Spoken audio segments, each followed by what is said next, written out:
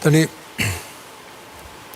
momenti kur policia reagon, është momenti kur pjesa nga protestus kthehet dhe ka një lloj agresiviteti dhe sulmon. Po themi, perimetrin e sigurisë. Perimetri e sigurisë do thotë do barrierat, tentativa për të goditur objektet që janë në ruajtje nga policia e shtetit, në rasti konkret kryeministria, parlamenti apo institucionet e tjera publike, dhe ka tre element. Është barriera mbrojtëse, pra elementi i sigurisë, është zona tampon dhe është objekti i rëndësisë veçantë. Këto janë tre elementë. Në moment që ka përsehet kjo vijë, patjetër që kemi një reagim dhe reagimi do të jetë proporcional. Në rastet që godet me lëndë, siç janë fishekzaret apo lëndë piroteknike, patjetër fillon e para mbrojtja e forcave të sigurisë dhe e dyta fillon neutralizimi, duke tentuar për të vajtur tek organizatorë, duke vajtur aty ku janë ato personat që e dhunës, jo të dhunës, po gjithmonë të dhunës. Tani këtu përcaktohet shpeshherë në media thuhet grupi i zjarrit.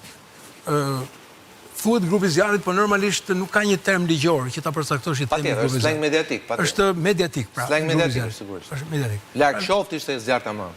Atëherë, që nuk është zjarr tamam. Ndryshimi i strukturës policore ose i drejtimit të ri të lidershipit të policisë ka qenë fakti që të kap në flagrancë për të vajtur në prokurori dhe në gjykat për të çuar këto mbi bazën e provave. Megjithatë, kam se po shoh fotografinë aty.